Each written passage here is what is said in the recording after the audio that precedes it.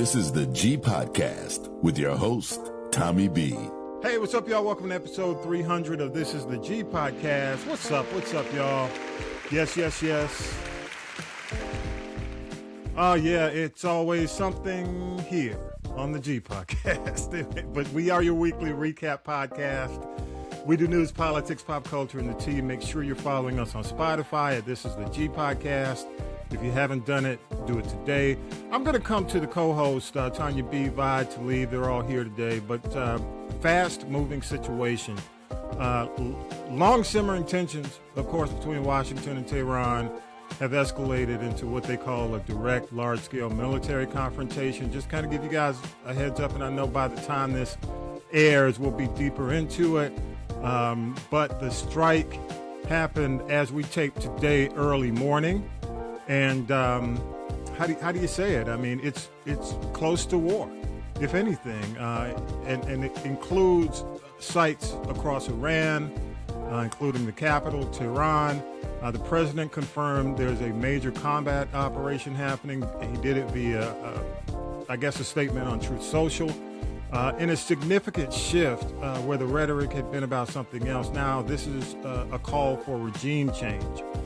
Signaling the objective is a lot deeper than it was initially, beyond what we had heard just about negotiating on nukes. Reports indicate strikes targeted the secure compound of Supreme Leader Ayatollah Ali Khamenei, while his current status is unconfirmed. They don't know if he's alive or dead, but we've heard as of late that he was moved to a secure location, and I'm sure by the time you get this podcast, he will have some more specifics. Iran has responded with waves of drones, missile strikes. Confirmed targets include U.S. installations in Bahrain, Kuwait, and Qatar, as well as northern Israel. Iran's IRNA news agency reports that there were 40 casualties following a strike on a girls' school in southern Iran, and in the UAE, one person was killed by shrapnel from an intercepted Iran missile. So, let's go to news on this. We'll come back. We were going to talk a little bit about the State of the Union, but with this breaking, I want to get into this a little bit and our other topics for the week. So let's go ahead and do it. We'll do it now. Here we go. News team, assemble! It's time for the Week in News with Syracuse Mike. A disruption at Sunday's BAFTA Awards drew attention after John Davidson, the inspiration for the film I Swear, shouted the N-word while actors Michael B. Jordan and Delroy Lindo presented the Best Visual Effects Award. The BAFTAs are Britain's version of the Oscars. Host Alan Cumming told the audience Davidson has Tourette's syndrome, which can include involuntary vocal outbursts. Davidson later left the theater. Lindo said afterward he wished BAFTA officials had followed up. The BBC actually included the moment in its broadcast. President Donald Trump delivered his first official State of the Union of his second term. He declared our nation is back and called America the hottest country anywhere in the world. Mr. Trump highlighted economic and manufacturing growth. After just 1 year, I can say with dignity and pride that we have achieved a transformation like no one has ever seen before, and a turnaround for the ages. It is indeed a turnaround for the ages. He also defended his immigration crackdown, including decreased border crossings. The address comes as the president faces mounting challenges, including Supreme Court pushback on tariffs, rising tensions with Iran, and slipping approval ratings. House Speaker Mike Johnson has denied a request for civil rights leader Jesse Jackson to lie in honor in the rotunda of the U.S. Capitol following his death last week. Johnson cited precedent reserving the honor mainly for top officials. The NAACP criticized the move. We should mention that private citizens like Rosa Parks have received the honor. Last week, Yusef Jackson, one of Reverend Jackson's children, reminded people what his father stood for. Our father is a man who dedicated his life to public service, to gain, protect, and defend civil rights and human rights, to make our nation better. Hey, we're gonna get into the death of Jesse Jackson. We were off that week, but his body was lying in state in Chicago, and it's moving around to D.C. as well as South Carolina, and we'll keep you abreast as the week goes on. But this Iran U.S. escalation. And Vi, want to make sure you're there. Can you hear me, man? I can hear you, brother. Okay. You did service for what, over 20 years. So yep, when over 20 years. And you spent some time in Iraq. Now this is, people are saying it's the most significant escalation in the region since the 12-day war in June of 2025. What are your thoughts on what's going on with this strike? I think I don't know if it's a mistake or not. It's a mistake if you think that's it.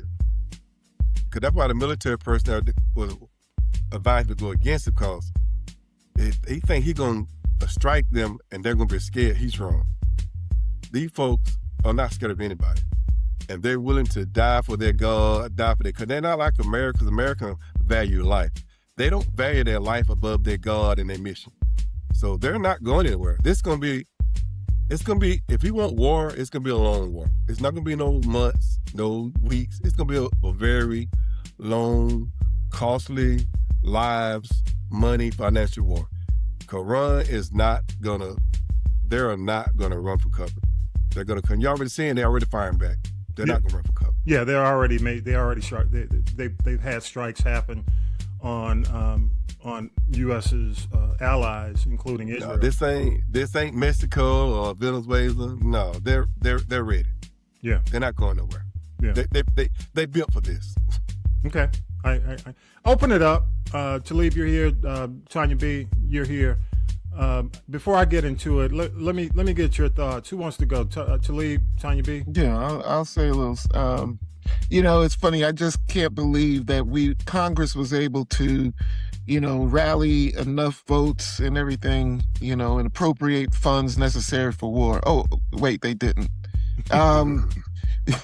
You know what I mean? Once again, we have a president that is, way, way, way beyond what any president or presidential power is supposed to have. This is just, it's disgusting. It's disgusting. For people, it's always white folks who talk about how the Constitution is everything, and we're supposed to love the Constitution, and they wrap themselves in the flag, and they do all this stuff, but they are allowing a lawbreaker to effectively take hold of the government for his own purpose. And now we've seen it economically. We've seen it in terms of the tax bill. Now we're seeing it with the war powers. And this has to stop. Where the fuck are all of these people in Congress that are supposed to be stopping, or at least putting some kind of whatever plan together in order to not let the president go rogue? Yeah, I just don't understand. I'm surprised the Supreme Court went against the tariffs. Come on. Last week. Because they determined that was illegal. I'm gonna stop you there for a minute. Let's go to Tanya B, and we'll come back and open it up. Go ahead, Tanya B. You're on mute, Tanya B. Wait, you weren't on mute. Well, hey, let me go. Hey, all right, Tanya B. I'm not sure what's happening on your end. Good Lord, we check it, and then there you go. I gotta say this. When it comes down to it, with this particular president and this regime, well, I guess we are, we're a regime. It's not like we don't remember Iraq. And what I'm looking at right now, we're looking at Iraq 2.0, if this goes any further.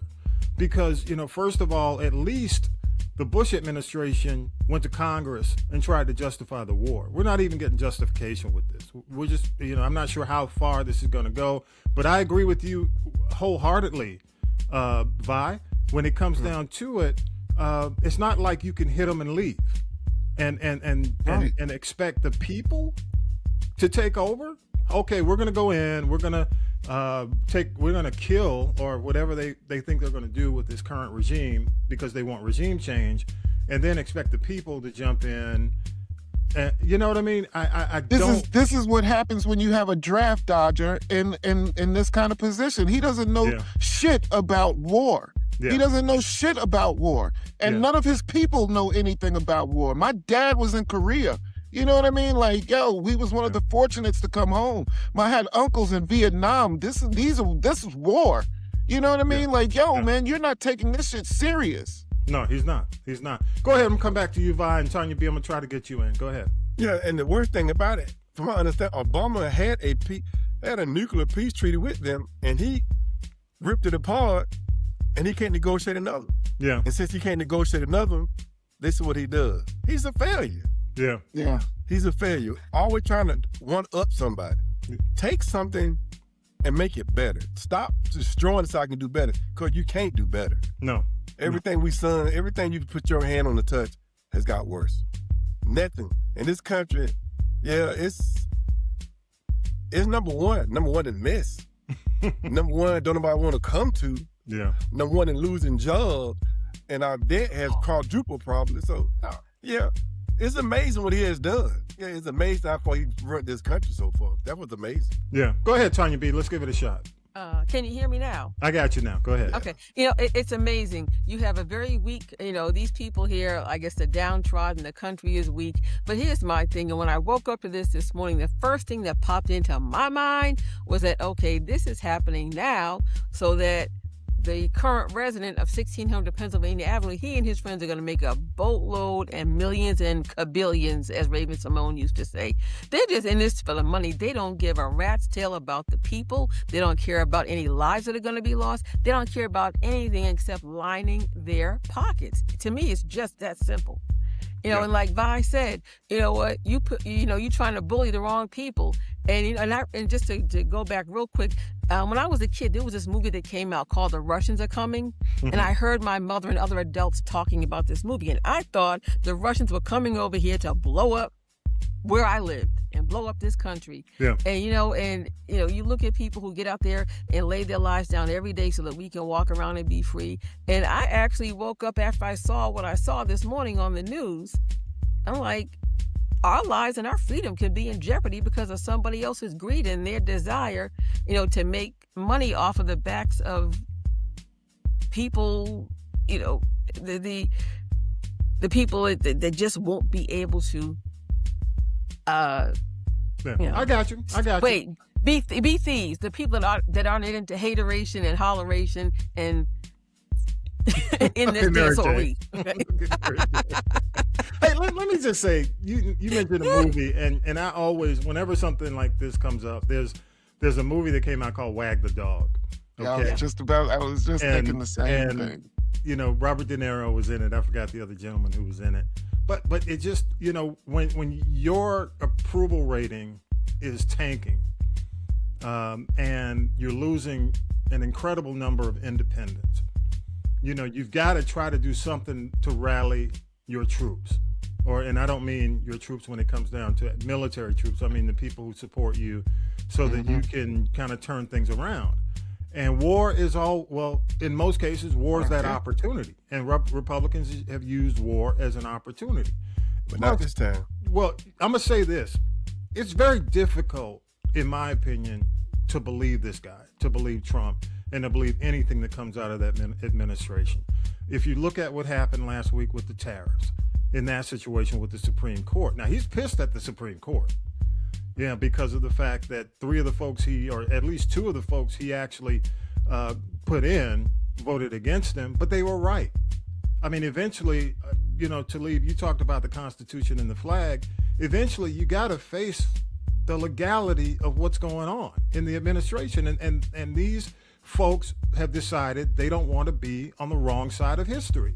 It's almost over. What does he think? I mean, I have to say this because a lot of people forget the fact that he's 2 years off or away from ending his term, and he's an 80-plus-year-old man. So one way or another, he gonna leave. Okay, something's gonna happen, one way or another. Quickly. So people act as if it's forever, and there will be no, as they said in the movie Life, consequences and repercussions. You know what I mean? Yeah, Tommy. What's that? It's going to be over.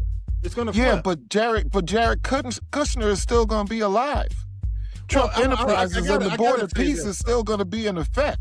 I got you know what I mean? He's setting his peoples up for the 20, for the 40, for the 60 years later. But right now. Here's the issue with that, Talib. These are executive orders. Okay, all it takes is another regime or another administration to come in, and all these are executive orders. Nothing's been passed by Congress. Yeah, but are they going to cut the funding? The funding is there right now. I'm saying, hold on. The funding is. No.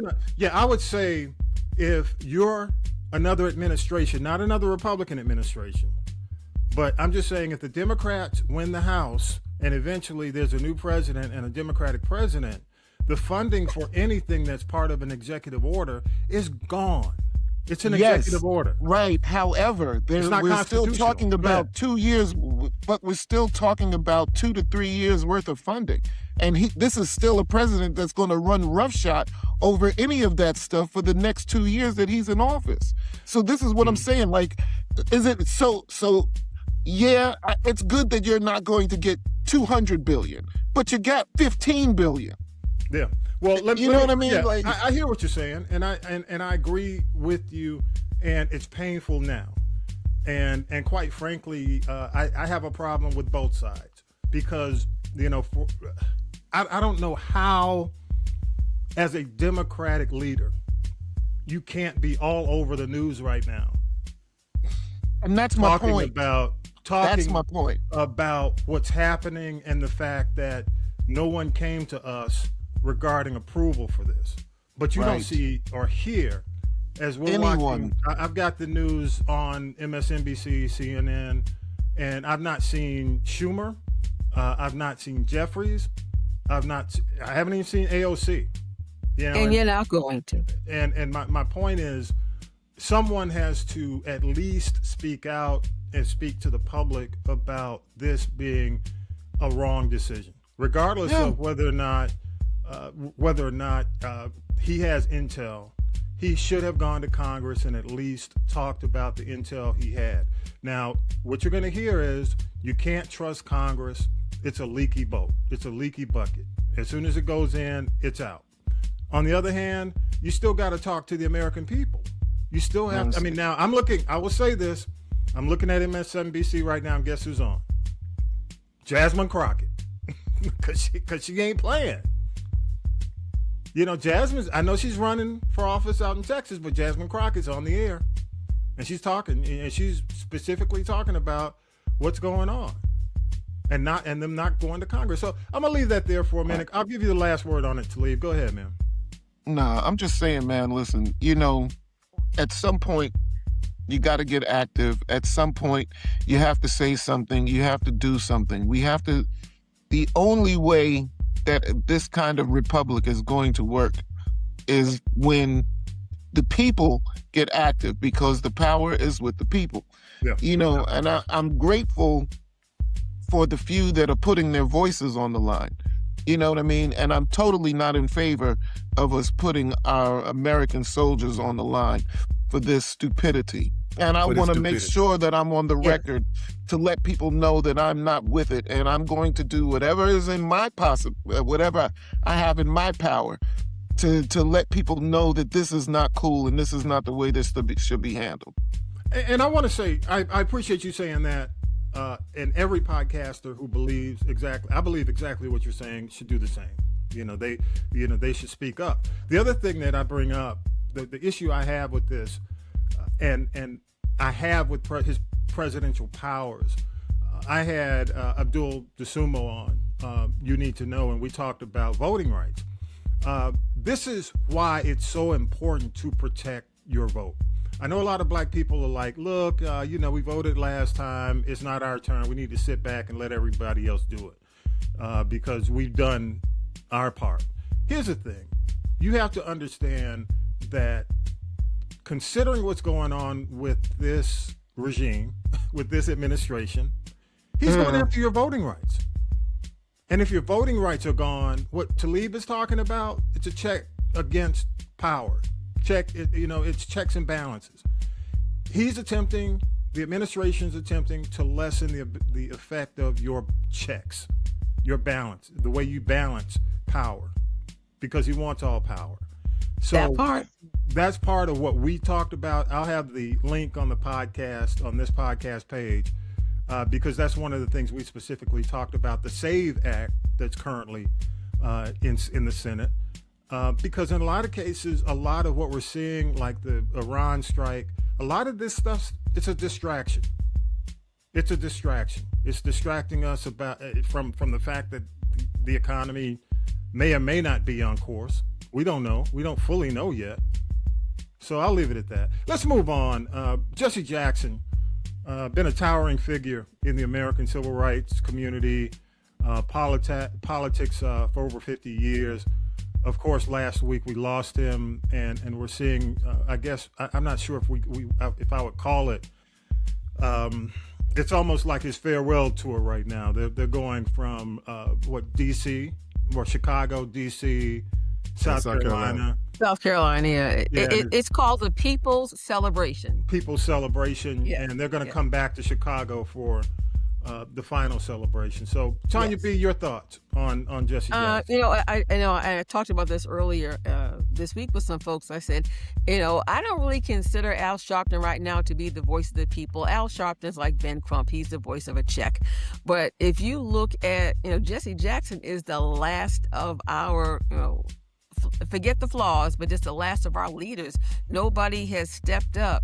Like you said, Hakeem Jeffries, nobody has stepped up. So, our legacy of civil rights and activism, I think, was gone when Jesse closed his eyes, because there really is nobody else, that's a ride or die like that. Yeah. Which really, like you talk about things like voting rights, things like that he fought for. Mm-hmm. It's like we don't really have a warrior out there to really instill the importance of this thing. I keep telling people back in, when was it, maybe 2004, when the young Bush was running, they had that vote or die campaign. Yeah. I think this is another vote or die moment. It's like, don't play with it. I agree. I agree. I'm going to go to you, Talib, then I'll go to you, Vi. Well, it's funny. Jesse Jackson has always been somewhat of a polarizing figure around my parts. You know what I mean? Mm-hmm. You cannot deny somebody that puts their body on the line, So regardless of how I personally may have felt about having to repeat I am somebody when he came to, junior high school or church or something like that, I have a lot of respect for that man, because a lot of people would not have done what he did. Okay. Now, so this controversy, withstanding, I'm grateful that somebody like Jesse came around, and I even like Tiny Town, you know what I mean? So, and living in Jaime Town at that time, it was like, whoa, yeah, we do. We're the only city that I know that celebrates Rosh Hashanah. Yeah.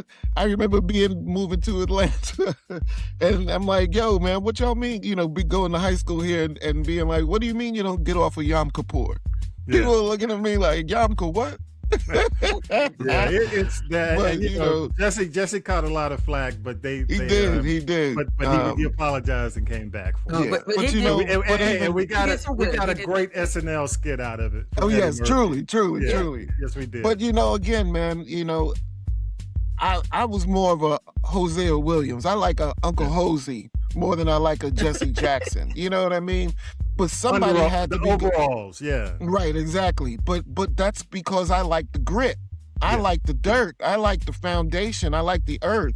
So of course I'm gonna like Hosea. But we needed a Jesse Jackson in there who could talk to the corporate politics and policies and get things moving. So again, whatever. Thank you, Jesse Jackson, for doing what you did. Period.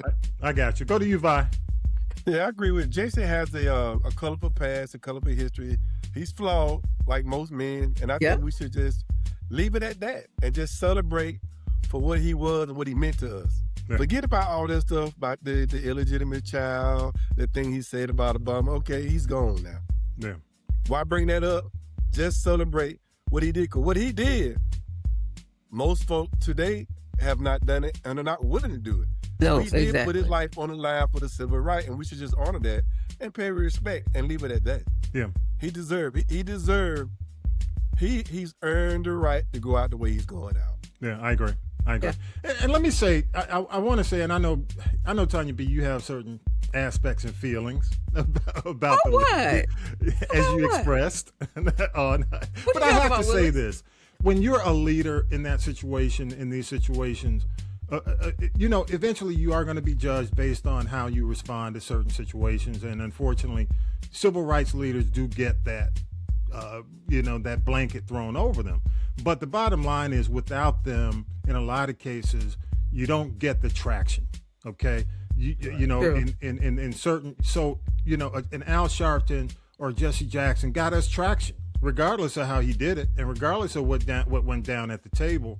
And I gotta say this: what I remember the most was Toyota and Burger King and McDonald's. You know what I'm saying? Because he got a lot of black kids who weren't getting employment in their teens jobs. He opened it up. He went in and said, also, when it came down to, these major corporations spending money with black media, you look at the black media that he was able to get out of, hell, we still see it. We still see, what was the little kid that came running in talking about, hey, I got a job at McDonald's.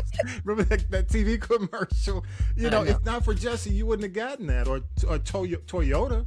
A lot of black management at these auto companies, had a lot to do with Jesse Jackson. Plus, when you see a black man running for president, especially, growing up, I mean, I will tell you, in 1988, I was an intern, and I had the opportunity to work DJ set. You know how we used to set up, and I used some of the equipment from the same company to set up at the Democratic National Convention, which happened to be in Atlanta.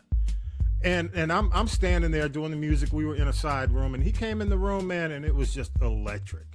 And it just be standing on stage, man, gave me goosebumps. I'd never felt anything like that in my life. So, to have to go and actually, I've seen, he goes on forever. When I saw him, I went to Salem Baptist Church. My stepdad was a member there, right? So, Salem Baptist, y'all know where Salem, Jasper Williams. Y'all know, if you're in the ATL, you know. Ooh-wee. So I'm sitting up, first of all, I'm young, maybe about 12, 11, about to fall asleep anyway. I'm like, come on, y'all. It's 3:00. We've been here since 11. But Jesse still had him rolling, man. You know what I'm saying? Jesse still had him rolling. So I just remember being in that, and you're absolutely right, Talib. Being in the Atlanta public school system, it was I am somebody every day. Well, let me say this one more thing. We making the morning announcements and the afternoon announcements. They made sure we knew Jesse Jackson. But Jesse did other things too, kind of on the low that people don't really know about.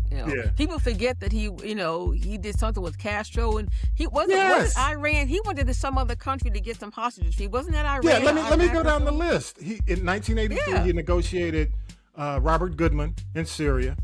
In 1984, he secured the release of 48 Cuban and Cuban-American prisoners. That was in 1984. And in 1999, he negotiated the release of 3 soldiers in Yugoslavia. So he was like shadow diplomacy. You had, he was a diplomat. They would call Jesse when they couldn't get anything done. Jesse would go. And he got it done. He got it done. For the most part, he got it done. That's what you can't front on that. He got it done.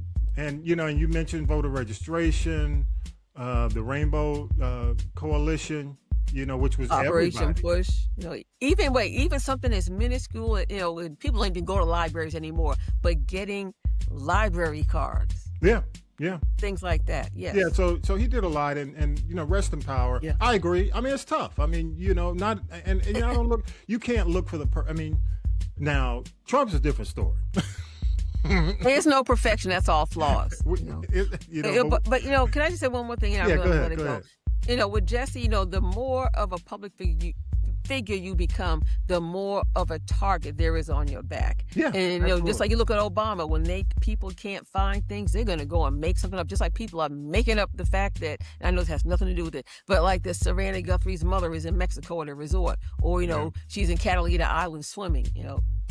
come on now. Yeah, I agree. All right, y'all. Any last thing on Jesse, man? Except I gotta say, and you all have already said it eloquently. Oh, yeah. Rest in power. Rest in power. Fight the power. One more thing. Yeah, go ahead. Go ahead, Vi. I am somebody. It was on Sesame Street. It was. Yeah, it was a think about everything. That's why it works. It works. The impact of Sesame Street for kids that would have never even heard that. Never. So I mean, he did so much. It was tough. It was tough, and quite frankly, toward the you mentioned the Obama thing. I mean, that was unfortunate because I think it lessened his impact during Obama's administration. But you know what? I'll leave it at that. Yeah, go ahead. But this time of day, who do we claim as our leaders right now? Yeah, we don't have any. Community. But you got it. And again, I know, Tanya B, how you feel. I know, but you got it to some extent, and we'll see how. But you know what? Reverend Al You steps gotta up. wonder. Yeah. You know how the whole thing about Jesse and Obama, and because I'm dealing with this now with one of my parents. You never know because he died. One of the things that took him out was Alzheimer's. Yeah. That could have been the early onset back then, just like with Reagan and a lot of other people. So I'm hypersensitive to that, but keep that in mind too. Yeah. He might have forgot he even said it. Yeah, I agree. Unfortunately, yeah. Okay, Hey, y'all, done. let's take a quick break, and we'll come back and I want to talk about the 50 and T.I. situation. So prepare for that. We'll come right back. Here we go.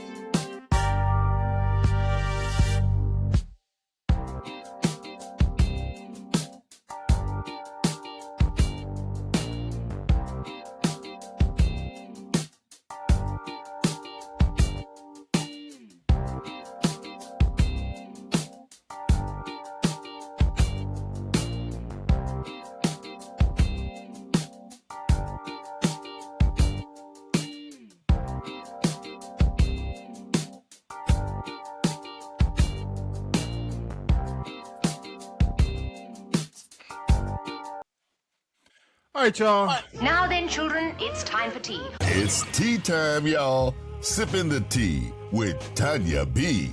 Hey, this is kind of an abbreviated tea, and we'll get back to normal. But I asked Tanya B and actually Talib too, because they've been in the music industry for a while, to kind of weigh in, because a lot of people are asking what's going on with T.I. and 50, and I do want to, at least frame a little bit of it. It's kind of shifted. It's been long simmering. Am I correct in saying that? It's kind of been simmering for a while, but now it's kind of blown into like a full-blown personal conflict. And people are seeing it play out. Like the Hatfield McCoys. Yeah, like it's blowing up. But I will say I want to frame it, and Tanya B and Talib, y'all kind of let me know if this frames it well enough. The roots of the tension, it lies in kind of a gentleman's agreement regarding a versus battle between T.I. and 50 Cent. The original challenge, T.I. spent years publicly calling for a versus. 50 Cent dismissed it, often trolling T.I. with old Crime Stoppers footage to question his street cred. Okay? In early 2026, T.I. revealed on the $1 Million Worth of Game podcast that the two had actually met in Los Angeles and agreed to the battle. According to T.I., the plan was for him to announce it publicly to build hype, and 50 was supposed to follow suit. The betrayal. This is how it happened. When T.I. made the announcement, 50 acted confused and publicly rejected the idea, leading T.I. to claim he lost all respect for 50's character. Am I right so far? Is it the way it is so far? Carry on. Now we got diss tracks and we got personal blows. The conflict turned ugly in February when it moved from business disputes to personal insults, and that includes family members. T.I. released a series of tracks: War, The Right One, What Bully, and most recently, I guess, Lessons, which was released this week, aimed directly at 50's character and his reliance on social media memes over music. Targeting family is also a big thing. 50 Cent responded not with music, but with his trademark troll tactics. He posted unflattering photos of T.I.'s wife, Tiny Harris, on Instagram with the caption, "God don't like ugly." Next involvement, the beef. Where you at, Talib? Come on. The beef expanded to include T.I.'s sons. King Harris engaged in a heated back and forth with 50 on Instagram, making disparaging remarks about 50's late mother. Okay, so current standing, y'all. Does that all? I just wanted to frame it so that there are a lot of people out there who say, "Why? Why are they doing this?" Who wants to go first? Tanya B. or Talib? Well, Okay, well, I'll just say, ladies first. You go. You go, Ladies Tanya first. B. You do the tea. okay, well, as we close out Black History Month, this is just embarrassing and ridiculous. And I just say that 50 Cent is the male version of Nicki Minaj. He is a petty Betty biatch, and that's the way it is. You could play the Final Jeopardy music more times than it would take you to think of the last time 50 Cent had a hit record. Go, okay, okay. I'm just saying that. But, just like the mob, there are certain things that are that are just off limits. Your children, your wife, and your mama. So 50 has crossed that line, number one. Number two, Tip talks about being a king, and 50 Cent's out here talking about I'm a PIMP, aka sex trafficker. Tip talks about family, and 50 Cent's talking about, hoes. And then he's got a bunch of kids that don't even like him. And if he were my daddy and tried to burn me and my mama out of the house that we lived in, I wouldn't like his ass either. Okay, now let's take it a step further. Why are you going to try to go after Solange? Okay, we know Solange like to fight. Okay, so I think if I had to bet on a battle with Solange and 50 in or out of an elevator, I know she would win. Why he thinks he can go into the state of Louisiana, the home state of Mama Tina Knowles, who he also tried to clap back out, and that's some smoke that you do not want. And here is why. Tina Knowles is from Louisiana. Don't you think for 1 second she does not have enough connections and relationships to shut all of that crap down he's doing down there? Allegedly making jobs for people in Louisiana. And another thing I want to make everybody very well aware of, those millions of dollars that he claims he got from them, he's getting that in increments, just like you get a check. They did not give him all that money at one time because he has yet to prove that he is going to do what he says he is going to do. The other thing is, with Tip, I like his revenge better. Revenge, success. He's putting out these diss tracks. I don't even think 50 can rap anymore. I wonder if he really ever could. But T.I. is making money and making 50 look so irrelevant. And at the end of the day, 50 got taken out by the grandparents. And all of a sudden, he ain't got time for that. Okay, Talib, go ahead. Talib. I mean, really, what do I say after that? Whatever you want. That was like, if what Tommy did was pretty extensive, Tanya B comes in and is like the slapping around. Really, man. Look, once again, we have a situation. Is it for real? Is it not for real? Is this the plan? The plan is to generate some hype and buzz and awareness. Sell some records. Right. There have been plenty of posts going around social media talking about how impressive the over 35 crowd has been, in terms of hip hop releases over the last year or two. The Clips, Kwame, Nas, Raekwon, you know what I mean? There's been a lot of grown folk hip hop coming back out.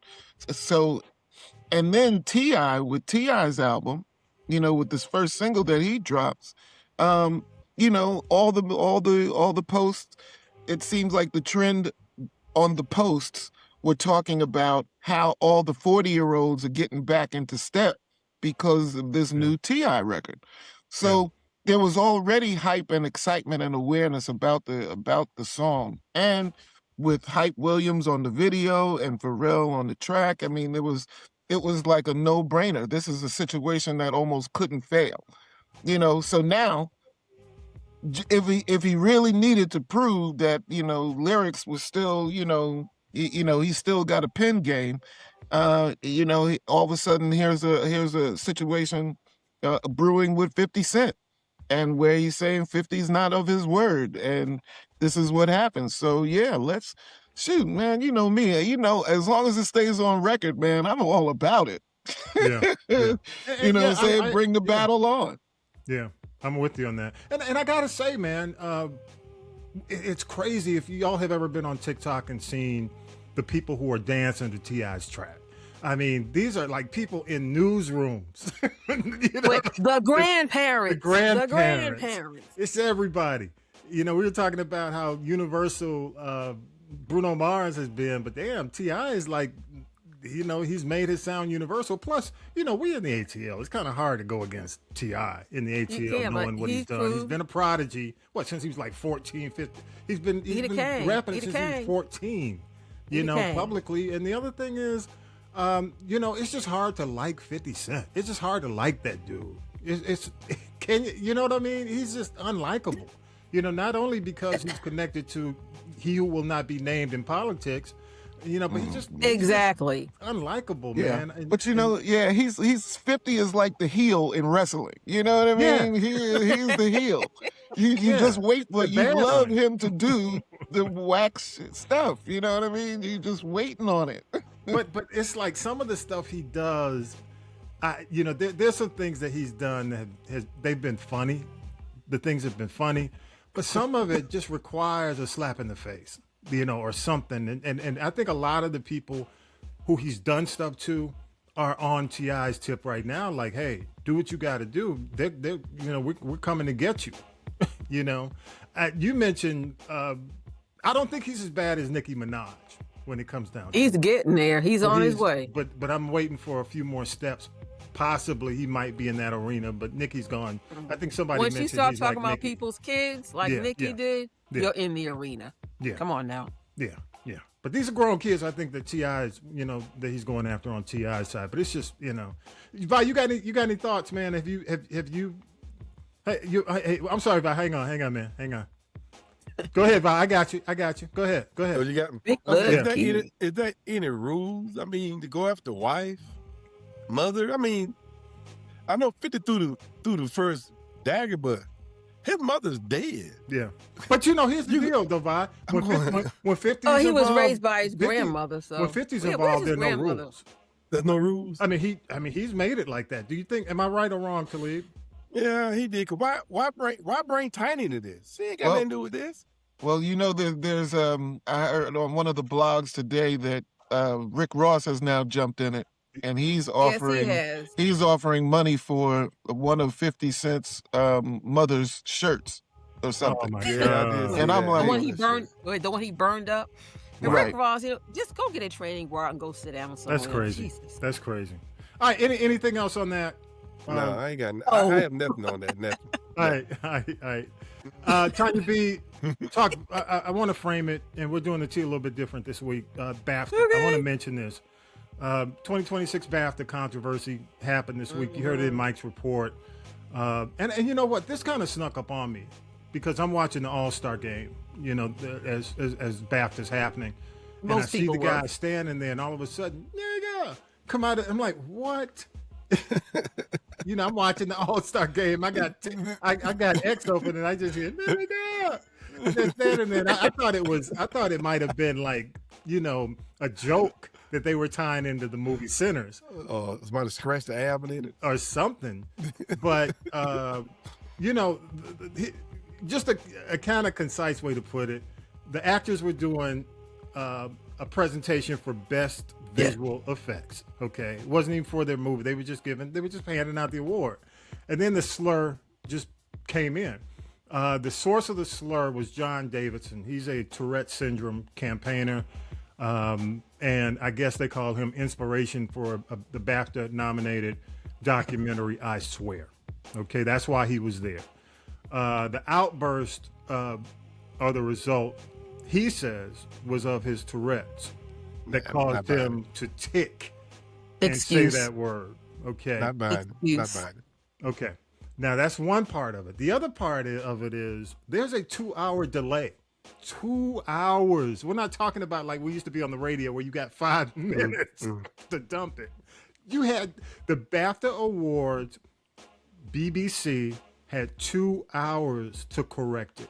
Warner Brothers had reached out to him and a couple of other folks. They went in, they took out the Free Palestine, and a bunch of other things that were yelled out. They took all that out and left nigga in. And I'm not talking about, I'm not giving y'all hard R on this show. I'm not giving, but they decided to leave that in after 2 hours. Wow, I didn't know that. Wow. Yes, they had 2 hours, and you know, I have to say, Michael B. Jordan and Delroy Lindo, they handled it professionally, because I don't know if I would have handled it like that. You know, even you better be glad it wasn't Solange up there. Why don't make me say that? You know what? Have you listened to the Steve Harvey show? No, I haven't. The way he said he would have did, he said he would have handled like they handled it. Yeah. He would have made him outside. He said, hey. That's right. Catch me outside. Did you mean the ER or the AR? Yeah. But here's the Let thing. me ask y'all, and I want to ask you this question. Is the responsibility more so on Davidson, the guy with Tourette's, or the BBC and BAFTA? It's totally BBC. Yeah, because I say they BBC. had 2 hours. They had 2 hours to take it out of the they main recorded the broadcast. show. Yeah, they Go ahead, Tanya. chose. What'd you they say? chose that being. Yeah. It's Go ahead. a recorded show. I can't hear you, y'all. Tanya B. What's that? Go ahead. It's a can you? Okay, Yeah, I It's can a hear you. Just bring recorded it up. show. Okay, it's a recorded show, so there's no excuse. Then they come back. Oh, we apologize. Can we have some grace? Damn it, we don't want grace. We're tired of being quiet and we're tired of giving up grace. And see, what people also may not realize is that was the only outburst that he had. I'm like, so when do you start taking accountability? If you know what's going to happen to you, put a mask on. Don't come into the room until they call your category. And, you know, if you think about it, Britain is known as being a racist country anyway. So now they have really showed us who they are. Yeah, I'm going to say this, and I'm going to throw it to you, Talib, for the last word. You know, somebody, a black Brit who lives in the U.S. said this. You know, Britain, the UK kind of plays around with race, and they play with black people because black people are in the minority in a major way, 2%? And even when you look at the 2%, it's divided based on what countries. Those, you know, you've got Caribbean, you've got African. So they kind of play in the face of black people in UK. But what she said, and she's Brit, she said, oh, they about to fuck around and find out with black people in the US. That this is about to be a whole different thing. It ain't just going to go away the way they typically go away in the UK. I saw that. Yeah, I saw that on TikTok. Yeah, she said, "Oh no, they don't know who they're fooling with," and I agree. I think, but my major thing, and I've said this because you know I always follow film, watch these films, and review these films. I look at it from a standpoint of not just BAFTA, but even when it comes down to the Academy Awards, because the movie that year, the movie at BAFTA that won overall best film was One Battle After Another. If you've seen that movie, it's like the opposite of what Sinners brings to the table, you know, when it comes down to it. So, you know, if you relate to Sinners and the ending and the whole concept of it, you know, you probably gonna look like us, you know. When it comes down to relating One Battle After Another, you probably gonna look like the dude who yelled out nigga with Tourette's. You know what I mean? And that's the movie who won with the BAFTAs. That's the if you anybody seen One Battle After Another, raise your hand. Okay, I've seen both. I've seen Sinners. So You're the movie dude. I just try to cover. I do the heavy lifting. So yeah, I guess you do. That's the one with Leonardo DiCaprio. And I say that most people who relate to what happened and say it's not a big deal will probably relate to One Battle After Another. And if you have seen it, you'll probably understand what I'm talking about. I'm not going to give any spoilers. It's on HBO Max. Go check it out. Both of them are. As a matter of fact, they're both Warner Brothers movies. So it doesn't surprise me that something like that happens at BAFTA. And it's the same thing with the Academy Award. You know, where do your loyalties lie? You know, and we'll see. March 15th, the Academy Awards. Both are up for Best Picture. And I'm telling you, we'll see. We'll see. You know, we'll see. All right, y'all. Hey, let's go ahead. We'll wrap it up. I just want to get you. It's time time to wrap it up. This is the G Podcast. I'll start with you, Talib. Final thoughts? Final thought, really, it's amazing how well timed that nigger was in there too, man. You know what I mean? It was like they, it was like they had just finished speaking, and all of a sudden, it was like Sega, you know, like that Sega commercial back in the day. Yeah, it was like he was queued up. Exactly. Look, that's, you know. Listen, I feel for dude. You know what I mean? I've seen people with Tourette's before. It's a tick, and they really, really can't help that stuff. You know what I mean? So that's why I'm just like, you know, look, I get it. But you know what I think BBC. they should do? You know what I think they should do, Talib? I think they should bring him to the West End Mall. Yeah. No, Bankhead Highway. Let him work it out. Let him work it out. Bankhead. Work that tick out. Either go to the West End or Greenbrier. Those two malls. Right.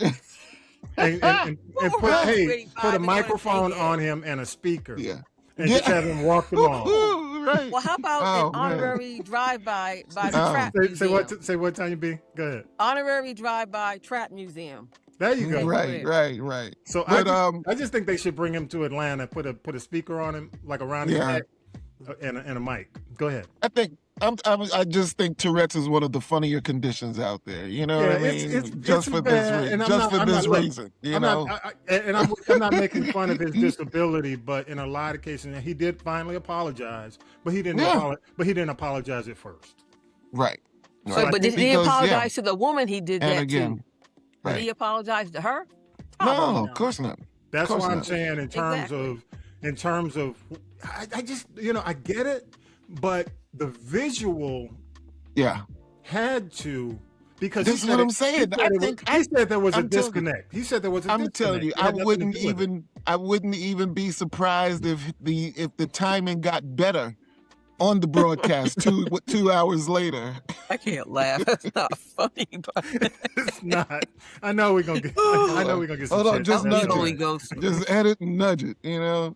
Listen, but I just want to say, yes, Trump. Of course, we have the hottest country in the world. You know what I mean, on the earth right now, because you're creating hell. You're creating hell right here. Yes, you are on earth. You know what I mean? Like Babylon, we all know Babylon is supposed to burn. You know, more fire, right? More fire. Babylon burn. This is what you're doing here. Of course it is. Anyway, we hope to see y'all next week. That's all. What you got? What you got, Vi? I'm gonna let Tanya B. come out of her laughter. Go ahead. Yeah, I'm gonna try not to be so bleak. I can't help it. I like the people don't watch the news, pay attention to it, and make sure you vote. Yeah. Really, really make sure, and go check to make sure you register to vote. Yeah. Like now. Yeah.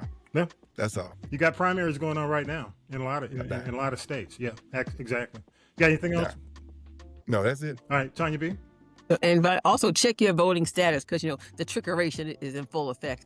I just want to say, this year, that the nominees for the 2026 Rock and Roll Hall of Fame are out. You can vote once a day until April 3rd. Please vote.rockhall.com. Luther, New Edition, Mariah, Sade, I'm good. But expect some surprises, because Phil Collins is not going to stay at the bottom of the leaderboard for much longer. That's all I'm saying. Hi, Mom. Okay, I'm done. I'm voting for Luther every day. There you go, Luther every day. Every day. But I'm biased. I got to throw my little New Edition. Yeah, New Edition in there too. They'll get there soon. I'm gonna give it to Luther because he's. But no, Luther is. Look, we're Patti LaBelle. As much as crazy as hell as she is, where's Nita Baker? Yeah, but anyway, I'm just saying. I'm gonna give it to Luther. He on the list. It's Luther. Never too much. All right, there you go. Hey, check out the You Need to Know podcast episode right now. It's on YouTube as well. My interview with Abdul Dasumu.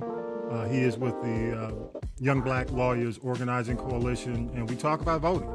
And we talk about how important it is to make sure you're registered, and a lot of the tactics that will be used possibly if this SAVE bill passed to suppress your vote. So make sure you're there. All right, scan the QR code.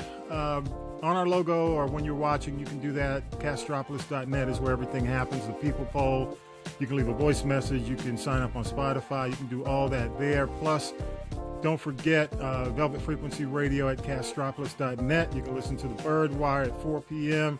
At 6 p.m. Check us out. Every week we play the most recent podcast. And of course, that's where the smooth vibes meet soulful beats. Make sure you're there. This is actually episode 300, y'all. I want to mention that before we leave.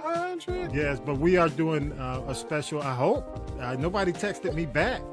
A special episode on March 21st. We're gonna get together with something we normally don't do live. We're doing it live at an undisclosed location. So that's right. Keep it undisclosed. Wait, an undisclosed location. Huh? With an undisclosed location with a kitchen. That's right, with a kitchen. So Tanya B is doing food. All right, y'all, with that, episode 300's in the can. Y'all have a great week. Peace, power to the people. 300, on the road to 500 and 1,000. You've been listening to This is the G Podcast. And This is the G Podcast is a production of the Castropolis Podcast Network. Thanks for listening.